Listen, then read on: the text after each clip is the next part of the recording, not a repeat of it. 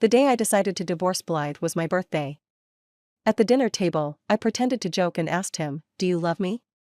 Blythe gave me a forced smile. "You're in your 30s. Why are you acting so sentimental?"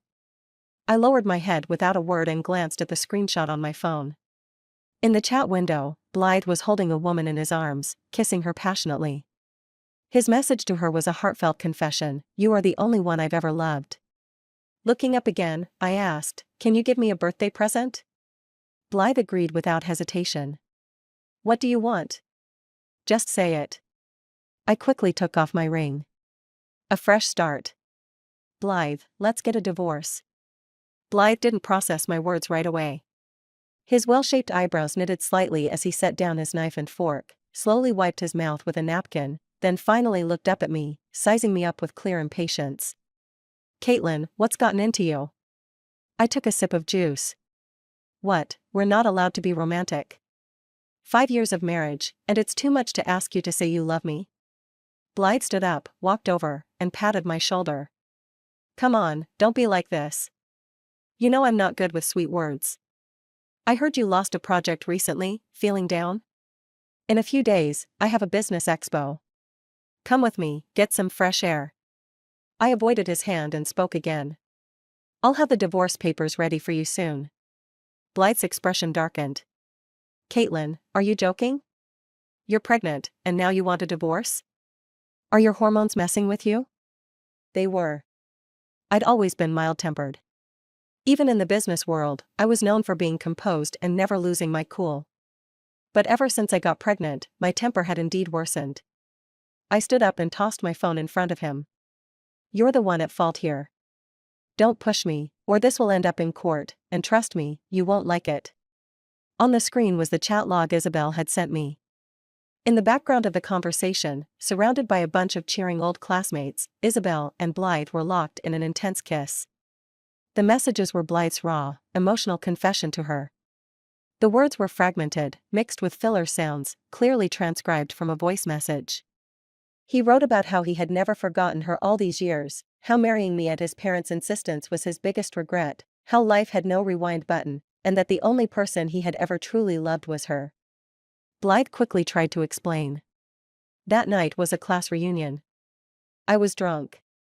You know how Isabel is, she never respects boundaries. She must have grabbed my phone and typed those messages herself." I laughed. "And the kiss? Was that a mistake too?" Blythe hesitated for a moment. "Of course. I was completely out of it." He pinched the bridge of his nose. "You know what kind of person I am. Don't worry, I won't go to any more reunions." "Oh, I do know what kind of person you are." I opened my phone and carefully read through the divorce process my assistant had just sent over. Blythe chuckled. "That's more like it. That's my good wife. Happy birthday, I'm going to check on the expo details." He grabbed his coat and walked toward the door. Just as he was about to leave, I spoke in a calm voice. "Blythe, you are a man who cheated on his wife while she was pregnant." Blythe turned back, looking stunned. "Why are you being so unreasonable?" "I told you, I was drunk." I swallowed a prenatal supplement and replied coldly, "Save it for the judge. Let's see if he buys it." Blythe threw a half-hearted "get some rest" over his shoulder and left, slamming the door behind him. I cut myself a slice of birthday cake and slowly took a bite. The cream hit my throat, triggering my nausea. I rushed to the bathroom and vomited. Just as I was struggling to recover, my phone rang. It was Joanna. Joanna had been a mentor to me. Back when I started my own business, she was my first investor. After she chose to step away from work and focus on her family, we stayed close, especially now that we were both pregnant. We often went to prenatal checkups together. She always said that seeing me was like looking at an alternate version of herself, one that had made a different choice. But looking at the message she had just sent me, I wanted to laugh. What alternate version? When it comes to men cheating after marriage, our stories are practically identical. The only difference was, hers was even more dramatic.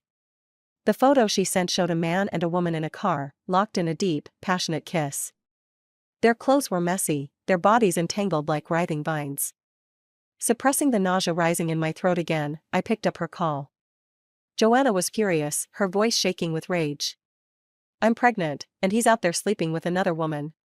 God, I feel so sick I could vomit my guts out. I didn't know how to comfort her, so I shared my own situation. Don't panic. Same thing happened to me. We'll deal with this together. Joanna gasped. What? Blythe? No way. Blythe had always been the poster boy for the perfect husband. His life revolved around work and home, with nothing in between. He was known for being disciplined, spending his free time at the gym instead of bars or clubs. So Joanna's shock was understandable. But when I didn't deny it, her tone quickly turned to anger. Meet me at the hospital tomorrow morning. We'll both terminate our pregnancies. I immediately stopped her. No, Joanna. I'll go with you, but I'm keeping my baby. Hearing my decision, Joanna gave up on persuading me and instead launched into an endless rant. Worried she wouldn't get it all out over the phone, she made plans for us to meet for afternoon tea in a few days. After hanging up, I rubbed my temples and lay down on the bed. Blythe was right about one thing. Pregnant women do need to rest. Just as I closed my eyes, my phone vibrated again. It was a message from Isabel. We hadn't spoken once since graduating from college. But ever since she returned last month, my inbox had been flooded. And now, one message after another, a whole essay poured in. Caitlin, I'm so sorry. At the reunion, I got so drunk and accidentally grabbed Blythe's phone. I must have opened your chat and hit the voice recording button by mistake. Blythe was drunk too, he didn't mean what he said. We were both so out of it that night. You know how it is, Caitlin. Back in college, he and I. Well, at the party, we ended up hugging, and the others egged us on and took photos. Later, they sent them to me, and I mindlessly set one as my chat background. Blythe told me you're pregnant. He begged me to explain everything to you.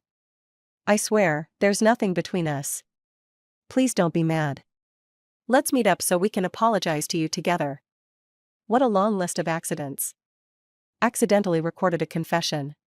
Accidentally set a kissing photo as a chat background. Accidentally sent me a screenshot of it all. After all these years, Isabel hadn't changed one bit. Still pretending to be sweet and innocent while doing the most disgusting things. Isabel brought up our university days. The three of us were college classmates. Blythe and I had a relationship built on family ties, an arranged marriage between wealthy families, and a childhood friendship that spanned years. From elementary school to high school, our families meticulously planned our lives to overlap as much as possible. Blythe was always outstanding, and I worked hard to keep up with him. University was the one thing our families couldn't arrange, so we both studied hard and got into the same school, tying for the top 2 spots in entrance exam scores. When we received our acceptance letters, his grandfather brought Blythe to my house. He said our marriage should be settled first, and once our studies stabilized in a couple of years, we would hold the engagement ceremony. His mother joked at the time, who knows what little temptress will show up in college. Some girls just throw themselves at rich men. It'd be bad if one of them ruined their engagement. Blythe immediately shot back at her, his words sharp, I only like Caitlin. Unless I go blind, there's no way I'd fall for another woman. The adults laughed. He grabbed my hand and pulled me into a quiet corner. My face turned red, and that was the first time he kissed me. He promised to always take care of me and never betray me. But I never expected that in our first year of college, Blythe would, in fact, go blind. He completely fell into Isabel's entanglement. And I say entanglement because Isabel never pursued him openly or seduced him in secret. Her method was different, she created coincidences and then acted completely innocent while explaining them away. I was her roommate. Blythe and I had always been inseparable. The entire college knew we were a couple. Yet, somehow, Isabel kept having these little incidents with Blythe. For example, during a school trip, she rode her bike straight into his, fell hard, bruising her arms and even hitting her forehead so badly that she bled. Blythe took her to the hospital. Afterward, she grabbed my hand and explained, Caitlin, don't get the wrong idea.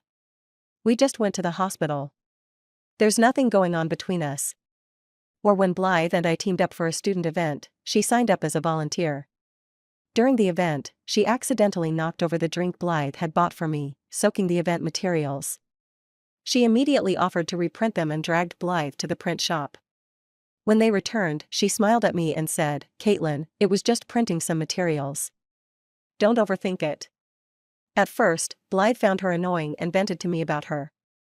He said Isabel was the most irritating girl he'd ever met. But after a few more of these incidents, Blythe changed.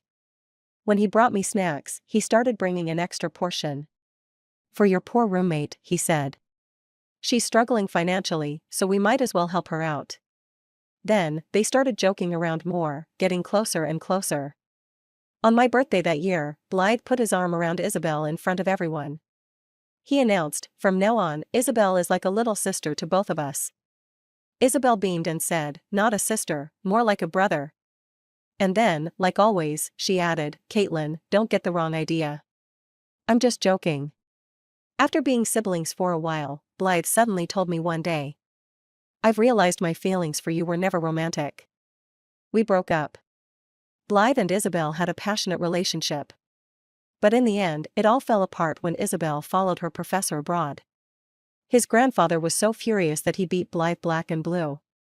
Blythe knelt at my doorstep all night, his wounds bleeding in the rain. In the hospital, unconscious from fever, he kept calling my name, begging for my forgiveness. My mother hugged me and said, "Caitlin, men all make mistakes. Don't be so stubborn." My father, however, was livid. "You're the one being foolish," he said. "He's suffering out there, and you won't even let him in. Look what you've done, he's in the hospital now." In the end, I couldn't let go of the years we had spent together. Following my parents' arrangement, I got engaged to him. And now, Isabel is back. And the two of them are about to put on the same show all over again. Joanna chose a quiet, upscale tea house with a light menu. We had both been caught up in new developments in the past 2 weeks. But while she looked exhausted, dark circles under her eyes, messy hair, wrinkled clothes, I looked composed, dressed in a soft cashmere dress with a delicate white sweater chain. I took a bite of my pastry and swallowed a supplement. Joanna finally couldn't hold back. "Did I hear wrong on the phone? Blythe cheated? That's fake, right?" I shook my head. "You heard right." She looked baffled. "Then I don't get it. If it were me, I'd be rushing to the hospital for surgery. What about you? He hurt you like this, and you're still going to have his child? You want to bring a kid into an unhappy family?" I calmly patted her hand and asked her back. "Joanna, we've known each other for years. Have I ever done anything without a plan?" Under her scrutinizing gaze, I pulled out a prenuptial agreement. The contract stated that if either party cheated, their assets would go to the child. Joanna looked at me in admiration. "You old money types really are different. Us nouveau riche folks would never think of something like this." I gave a small, bitter smile. "It's just about securing interests through marriage. After all, in high-status marriages, divorce is seen as a destabilizing factor. So, agreements like this are put in place. But this contract had a loophole. It only took effect if there was a child. And once a child was involved, most people, especially ordinary women, wouldn't choose to divorce. After carrying a baby for 9 months and giving birth, how could a mother bear to let her child grow up without a father? I thought of my mother. When I was young, she often cried to me about my father's affairs. "Caitlin, I stayed for you and your brothers. I didn't want you to grow up without a father." Back then, I was furious for her. But now, I see things differently. I refuse to be an ordinary woman. Joanna handed the agreement back with a bitter expression. "Caitlin, I don't have a safeguard like this." I reassured her, "Think it through. This isn't something you can drag out, but it's also not something you need to rush into." Before I could finish my sentence, Joanna cut me off. She was emotional again. "I don't need to think. That disgusting man? No way I'm having his child." I wiped my mouth. "All right. If you've made up your mind, then let's not waste time. I'll go with you, let's get the procedure done today." At the entrance of the department, a girl had just come out of the operating room, her face pale. Another girl was crouching on the ground, hugging her knees with her head buried deep. When our number was finally called, Joanna clutched my sleeve tightly. She looked awful, her hands trembling slightly. I whispered, "What's wrong? You don't want to go in?" Joanna bit her lip and pulled me to the nearby stairwell. It was empty there. She slumped onto a row of chairs, covered her face, and started crying softly. I walked over and gently hugged her, coaxing in a low voice, "Don't hold it in. You can tell me anything." Joanna leaned on my shoulder, her voice trembling. "I hate this. I can't accept it. My body isn't suited for pregnancy. It was so hard for me to have this child, and now, this is how it ends. If it were you, could you let go? And I haven't had my own income for a long time. He drained the company I built from the ground up. This child was my last bargaining chip to keep him. Without it, what do I do?" She let it all out in one breath. I sighed deeply and wiped her tears. "That's right. These are things you should take time to think through carefully, not just act on impulse." Joanna looked up. "You think you can just walk in and have surgery like that?" I chuckled. "You need an appointment. But some people only think clearly when they're cornered, so I had to push you into coming here. Now that you're calmer, we'll take our time and figure things out." Joanna hugged me tightly. Once she had composed herself, we headed to the prenatal checkup. But as soon as we stepped out of the elevator, we ran into Blythe. He was standing in the surgery queue, supporting a woman with a bleeding leg. Both of them were dressed in workout clothes. She was draped in Blythe's jacket, but it did nothing to hide her curvy figure. It was Isabel. "Isn't that Blythe?" Joanna, who had just managed to calm down, was instantly boiling with rage. She marched straight over, grabbed Isabel, and slapped her across the face.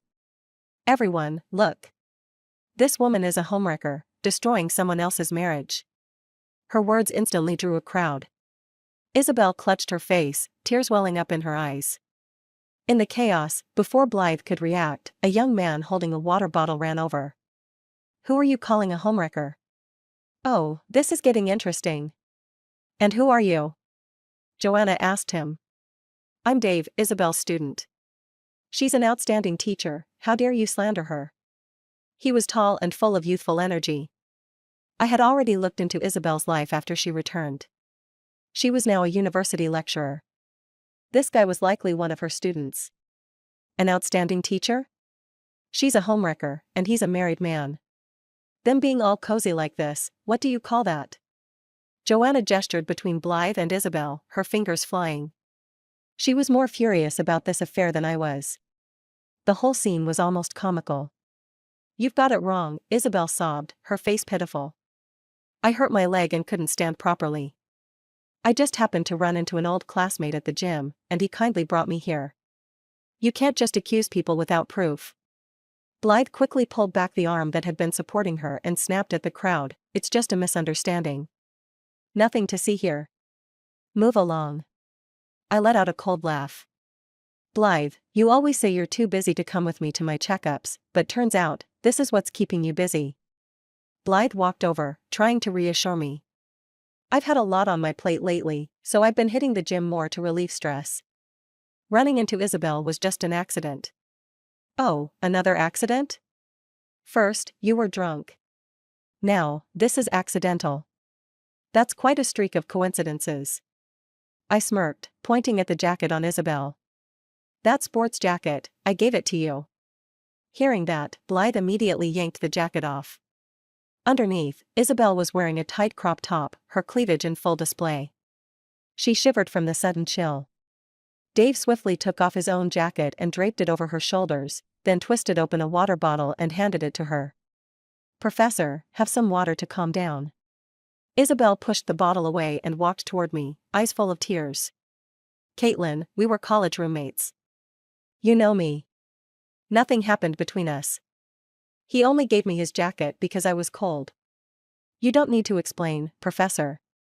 The truth speaks for itself," Dave said, pulling Isabel back. Blythe took my hand. "Caitlin, let me go with you to your checkup. These three could put on a whole soap opera." I felt a wave of nausea. "No need. Stay here." I shook off his hand and pulled Joanna away. As we walked, Joanna muttered in satisfaction, "I never got to catch my husband's mistress in the act, but at least I got to slap Blythe's." That felt good. I didn't know whether to laugh or cry. Joanna sighed. "How are you so calm?"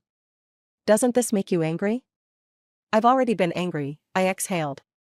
Now, I just want to solve the problem. Maybe Isabel showing up is a blessing in disguise. Joanna, I don't want to live like this anymore. When I first married Blythe, I was filled with joy. Despite the ups and downs, I had married the person I had loved since college. I worked hard to maintain our relationship. Blythe had some minor health issues, so I prepared nutritious meals for him year-round. He loved working out, so I accompanied him to the gym whenever I had time. But over time, I realized something was off. Whenever I was upset, his solution was always to buy me gifts, never once asking why I was unhappy. We worked out together, but there was no real interaction. Even when I wiped his sweat, he would dodge my touch. He wasn't like this before we got married. Back when he broke up with Isabel, he showered me with affection, saying he wanted to make up for his mistakes. But after marriage, it was as if the engine of a speeding car had suddenly cooled down. I agonized over it, unable to find an answer. Late at night, in moments of breakdown, I hugged him from behind and asked if I wasn't good enough, if there was something I should change. But he always said I was fine and that I was overthinking things. Eventually, I gave up. In public, we played the role of a loving couple. In private, we were just roommates. Then, not long ago, Blythe held me and said, "Caitlin, it's time for us to have a child. Let's create a symbol of our love." Both my mother and mother-in-law had been pressuring us to have a baby. For a moment, I let myself hope again. Maybe having a child would make things better? Before I could even answer that question, I found out I was pregnant. And just as suddenly, Isabel reappeared. Blythe said he was drunk when he kissed Isabel. But I had seen him drunk countless times at business events. Every time, he remained composed. So the moment I saw the photo of them kissing, I knew, our marriage was beyond saving. Blythe's so-called drunken mistake only made me see things more clearly. All those gestures before our wedding weren't about making amends. They were just to trick me into marrying him. And after the wedding, he regretted following his family's wishes. The childhood love I had cherished for so long didn't even compare to a single drink he shared with Isabel. The night I received Isabel's screenshot, I couldn't sleep at all. My pillow was soaked with tears. I regretted being such a coward, struggling for so long in a marriage that was falling apart. Even more, I was ashamed of my own foolishness, actually thinking that having a child could save my marriage. But the child was innocent in all of this. In the end, I felt deeply relieved. At least, I never gave up on my career. That was my greatest source of strength to keep going. After leaving the hospital with Joanna, we talked for a while. By the time I got home, Blythe was already there. "Caitlin." He walked toward me, trying to hug me. I quickly dodged. "Don't touch me. You make me sick." His hands stiffened midair before he awkwardly withdrew them and handed me his phone. "Caitlin, I know I shouldn't have any more contact with her. I really didn't expect to run into her at the gym. We were old classmates, I couldn't just ignore her. You can check my phone. I've deleted all her contacts. From now on, she's a stranger to me."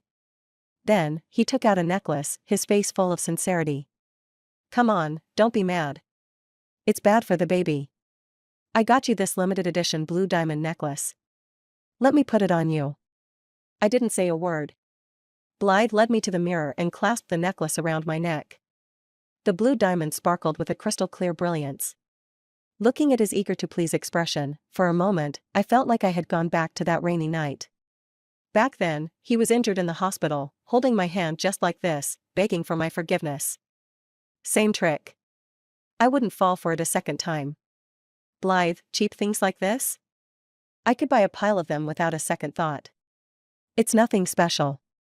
I brushed my fingers over the necklace and spoke calmly. Blythe had been leaning over, watching our reflection in the mirror. Hearing my words, he slowly straightened up. His voice turned cold. "Fine. I'll find you something better next time. But you should be careful too, don't get too close to Joanna. She's gone crazy. A while ago, she even hired a private investigator to follow her husband. You should know how to be a good wife. You always have." In the mirror, his long legs passed by in a blur. Then, I heard the door click shut. After he left, I immediately took out my phone. The surveillance footage my secretary found had already been sent over. Blythe told me not to be like Joanna, hiring a private investigator? Huh. Like I'd waste that effort. What he didn't know was, I had owned that gym for a long time. I was the owner. Back at the hospital, I had already asked my secretary to pull the security footage. In the footage, Isabel walked into the gym with Dave following behind her. She scanned the room, spotted Blythe, and quickly got on the treadmill next to his. From pretending to cover her face in shock to looking teary-eyed, it was a seamless transition. Then, she moved to a treadmill far from Blythe's. As she kept glancing his way, she suddenly tripped and fell hard. Her leg got scraped and started bleeding. Dave rushed to help her. But Blythe? He sprinted over, knocked Dave's hand away, and scooped Isabel up in his arms, carrying her outside. Isabel clung to him like an octopus. After watching the video, I had to admit, Isabel was skilled. She knew exactly how to make men compete for her. It was her specialty. I called my secretary. Find me the contact information of a guy named Dave. He's Isabel's student. After that night's fallout with Blythe, he stopped coming home. I started seeing a therapist occasionally. Just a little emotional maintenance. I told the therapist about everything. She asked, "Have you ever heard of the term compliance testing?" I nodded. Yes. That was the only time I mocked a gift he gave me. He didn't like it, so he punished me, trying to make me submit. The therapist smiled. To be honest, you're mostly here to vent. Mentally, you're actually quite strong. But I can see that your calmness and maturity were forced out of you. Bitterness surged inside me. Growing up under my family's oppression, well, at least I've been working through it these years. It's much better now. She advised, for now, as long as you get enough rest, staying busy will help you move past negative emotions. I agreed. I always listened to my therapist. So, I threw myself into work, too busy to feel anything else. During the day, I buried myself in work. At night, after helping Joanna evaluate projects, I reviewed the gym footage my secretary sent me, like watching a drama series. Blythe might not be coming home. But he still went to the gym every day. And at the exact same time. Isabel was always there too. Her leg healed remarkably fast. Rain or shine, she never missed a workout. Every time, she picked the machine farthest from Blythe. And she always brought Dave. Dave took great care of her. Adjusting her machine, handing her water, wiping her sweat. After all these years, I knew Blythe too well. He acted like he was focused on his workout. But in reality, his mind was elsewhere. Especially whenever Isabel and Dave were chatting and laughing together. Blythe's movements turned stiff. Meanwhile, Isabel, whenever she interacted with Dave, always stole glances in Blythe's direction. On this stage of 3, Isabel was deliberately using another man to make Blythe jealous. Blythe took the bait. His jealousy was burning. Only Dave was blissfully unaware. Blythe's workouts grew increasingly distracted. Finally, one day, Isabel stopped bringing Dave. She struggled to adjust her machine, obviously failing. She looked around helplessly. Her gaze locked onto Blythe's. They stared at each other for a full minute. Then, they walked toward each other at the same time.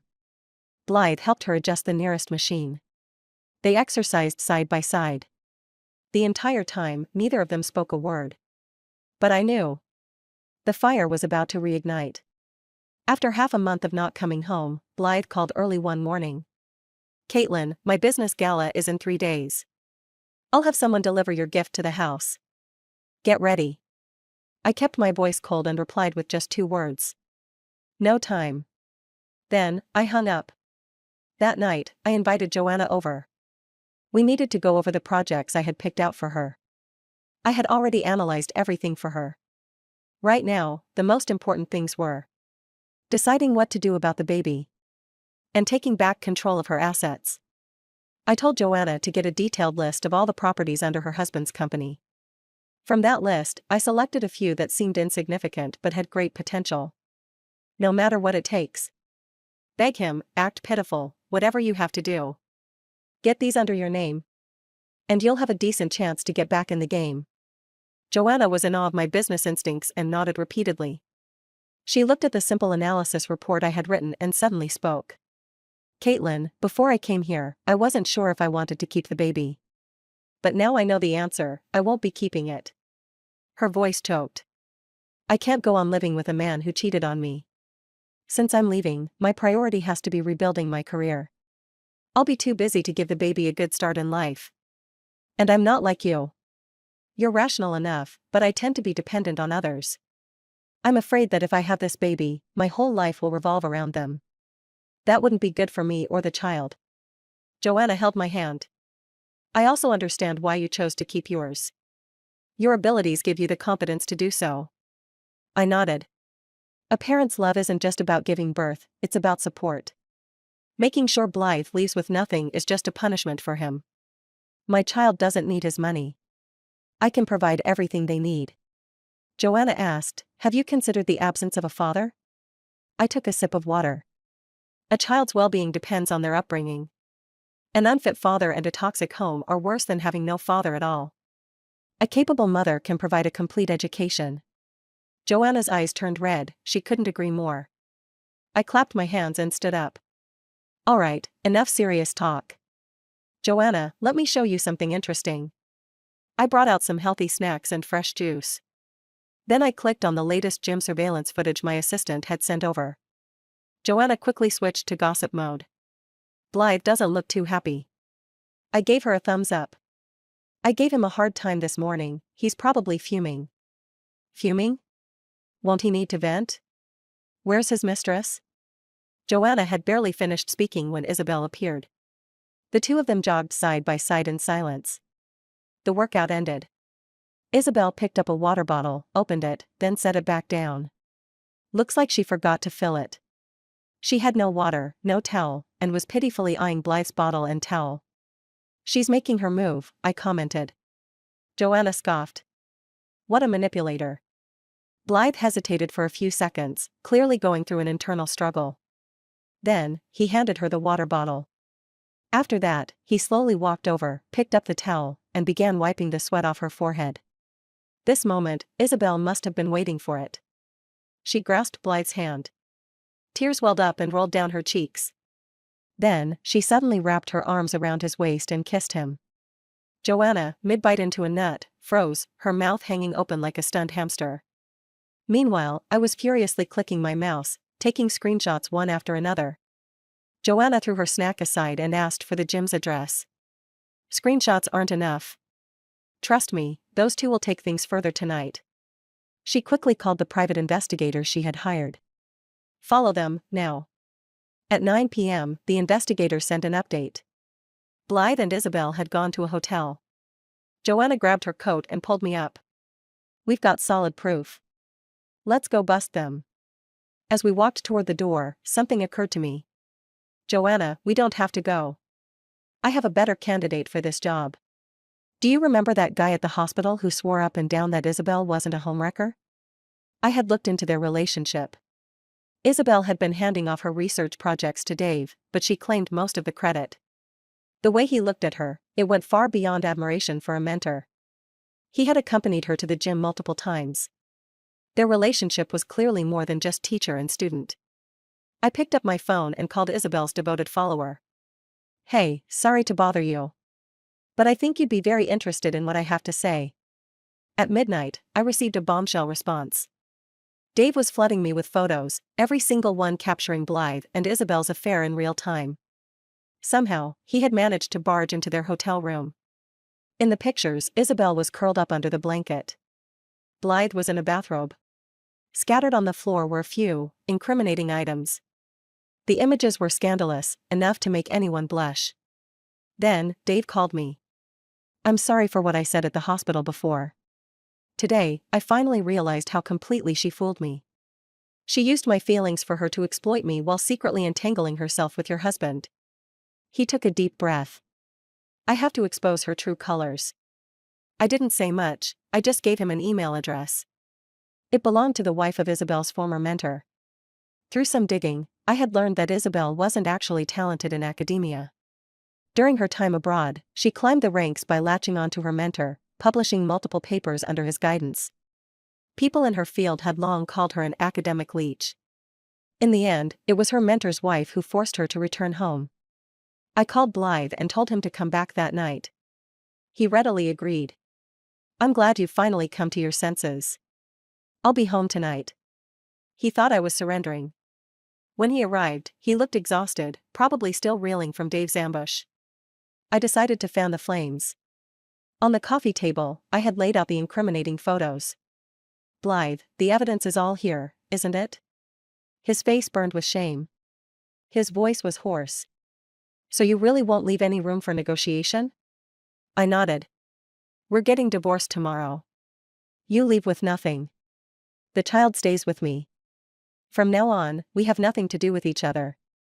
For once, Blythe lost his temper. You think you're so perfect? Let me tell you, this isn't entirely my fault. Look at yourself, do you even act like a woman? You've always overshadowed me, ever since we were kids. In school, you competed with me for every top spot. Fine, I could tolerate that. But even after marriage, you refused to settle down. You threw yourself into the business world, making a name for yourself. Now, when our relationship is crumbling, all you care about is money. You're as cold as a machine. Do you know why I love Isabel?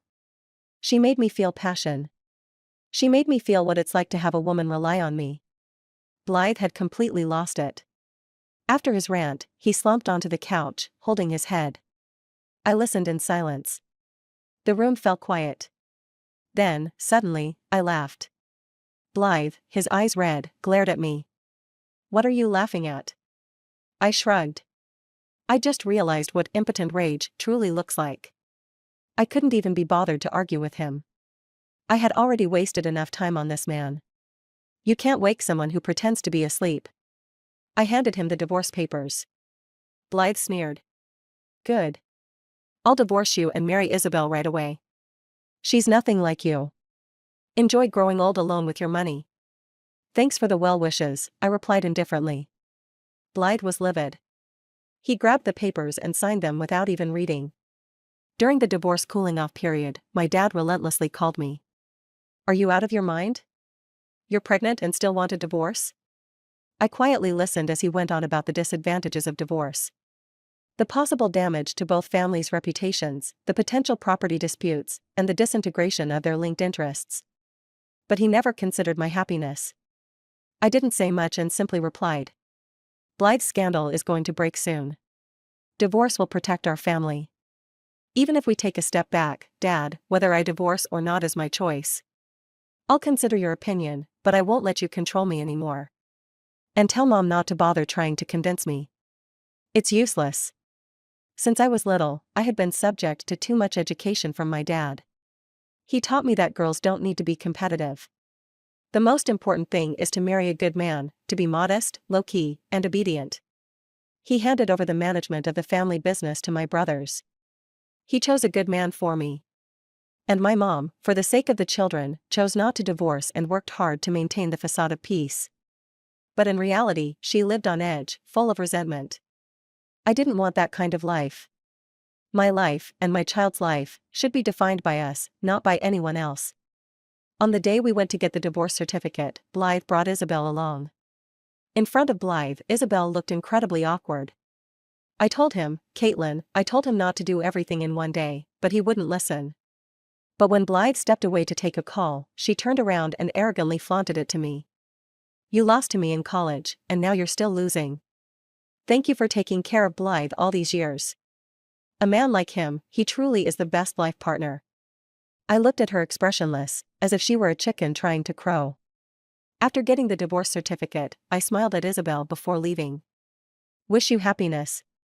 Your wedding gift is on the way. Then I turned and left. At the same time, I sent a message to Dave. Divorce and marriage are done. Find a good time to release the news. Joanna managed to secure the assets and take care of things, then brought up divorce with her husband. Her ex-husband mocked her, thinking she was just posturing. Joanna told me she had already scheduled the surgery. That day, I went with her. Before entering the operating room, she gently rubbed her stomach and said, I feel guilty for the baby, but I don't have any other choice. I held her hand and said, we can only make the best decision, right? Joanna nodded and walked into the operating room. Inside and outside the room, one life was fading, while another was growing. Yet both were expressions of the courage to start over. News about Blythe leaving with nothing began to spread on social media. Clearly, he hadn't told Isabel about it. Instead, he hired a team of online influencers to post and spread news about him and Isabel's wedding. All the headlines praised their true love, saying it could overcome anything. But his so-called true love couldn't hold back anymore. Isabel angrily called me. "Do you have no shame? After just one day of being married, you let him leave with nothing. You really played me." I laughed and replied, "People act, but the heavens are watching. You better take care of yourself." After hanging up, a scholarly fairy topic exploded online. Someone went into great detail about how Isabel had taken resources or exploited students to achieve her academic results. There was also a report revealing evidence of her multiple attempts to destroy other people's marriages. That same day, Isabel's school quickly issued a statement saying they were investigating the situation. A few days later, the results came out. The situation is true, it violates professional ethics, and the lecturer has been dismissed. In comparison, the earlier posts about their true love seemed incredibly absurd. At the same time, someone leaked news about my pregnancy. It confirmed that Blythe had cheated during our marriage, while I was pregnant. This caused the stock prices of the entire group to plummet. Blythe was originally a director at the company, and they swiftly issued a statement removing him from the board. His family was highly competitive. His older brother encouraged other family members to completely kick Blythe out of the management team. At this point, I completely blocked all contact with Isabel and Blythe. My belly slowly grew. At 8 months, I received a call from an unfamiliar number. When I answered, a familiar voice came through. "Caitlin, is the baby coming soon? Can I see you? I want to be there when our child is born." It was Blythe. We hadn't spoken in months, and his voice sounded so much older. Before I could say anything, he hurriedly added, "Caitlin, I divorced that crazy woman Isabel." "Caitlin, I'm sorry. Can you?" I interrupted him. "Mr. Blythe, what happens between you and your wife is none of my business. You've been tainted, your career's fallen apart. Take a good look in the mirror, a man like you isn't fit to be the father of my child. My child has nothing to do with you. Please don't call me again." On the other end of the phone, Blythe's voice cracked. And he couldn't say another word. Time passed quickly, and the due date arrived. Joanna, who had been working nonstop on a project, took time off to accompany me to the maternity center every day. She lay her head on my belly, listening to the baby move, her eyes full of tears. "Caitlin, remember, this baby is yours, but also mine." I smiled and replied, speaking to the baby in my belly, "Little rascal, look how much your godmother loves you. I'm so afraid she'll reach in and take you out now." The day I gave birth, after a loud cry, I officially received the precious gift from the heavens. In that moment, I was exhausted but filled with strength. I silently whispered in my heart, "May you have clarity in your heart, health in your body. May your soul be free and your actions good. May you face all fears, follow your heart, and always move forward." The end.